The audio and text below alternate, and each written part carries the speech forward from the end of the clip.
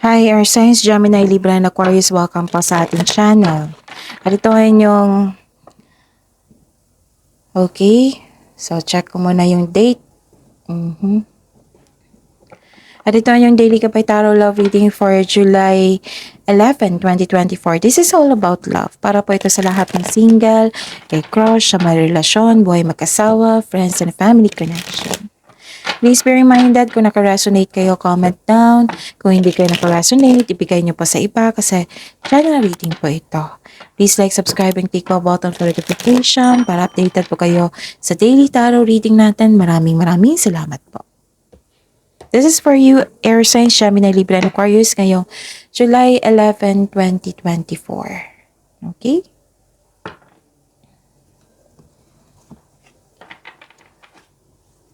Spirits guys, ano po yung gustong sabihin ng person ni Gemini, Libra, Aquarius ngayon July 11, 2024? Ano po ang gusto nilang sabihin? I fear you will never forgive me. Oh, may nagawang kasalanan.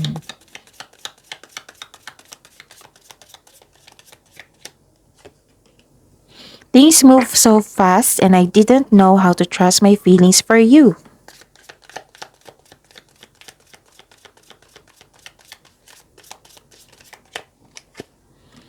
And I miss our conversation and sound of your voice. So, miss ka niya, pero this person felt guilt.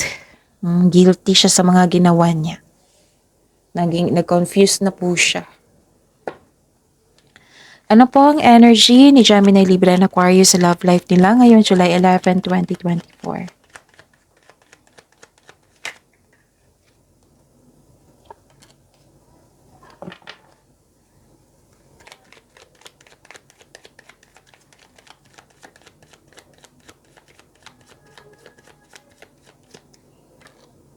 Okay. Kunin natin lahat ha. Challenges po na ma-overcome po sa love life ni Gemini, Libra, and Aquarius ngayong July 11, 2024. The clarification of this card po.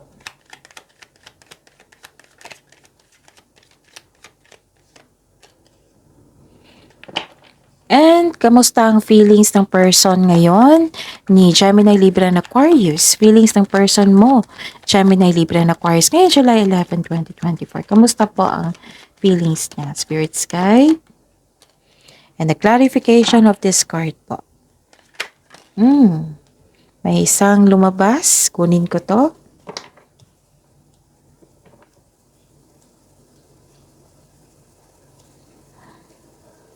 Ayusin ko lang po. Okay, what's your energy? Nakikita ko dito na may concern kayo sa self-centered na tao or sobrang greedy na walang time sa inyo. Oo. At pwede din na may concern kayo sa pag-handle ng money. Or like for example, yung person nyo hindi marunong mag-handle ng money. Ganon. Pero nakikita ko naman dito naging happy kayo. Naging happy kayo dahil sa energy na isang bata. Nakikita ko dito na may matanggap kayong news na may buntis or wedding. Pwedeng may bonding kayo ng person nyo ngayon. Okay? Pwedeng mag-beach outing kayo or camp outing, ganon. So, ano yung challenges na ma-overcome nyo po ma-overcome nyo, Gemini, Libra, and Aquarius? May nakita ko ditong, dalawang card na nagsabi dito ha, na may concern dito sa materialism and materialistic. Pwede din na nagkaroon ng lack of appreciation, hindi niya na-appreciate yung mga ginagawa mo para sa inyong connection. Okay? And nakikita ko rin dito na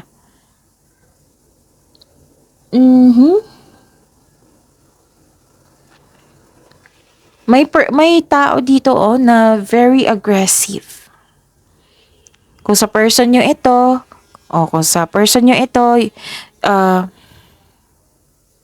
okay. May maliligaw dito na very aggressive po. Gusto niya makuha agad yung sagot mo. Tapos sa may relasyon nito, sa buhay mag-asawa, you are moving extremely fast. Pero try nyo munang slow down. Oo, naging kayo dito mabilis. Gustong may magganap. So, one step at a time lang po. Hinay-hinay, dahan-dahan lang po. So, kamusta ang feelings ng person mo, Gemini, Libra, and Aquarius? Nakikita ko dito na aware siya sa inyong hindi pagkakasundo. Nagkaroon ng disharmony.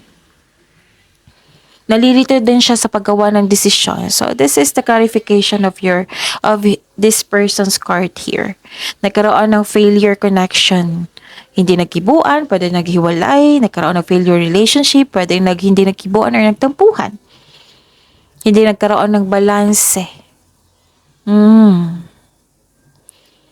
And, nakikita ko dito na,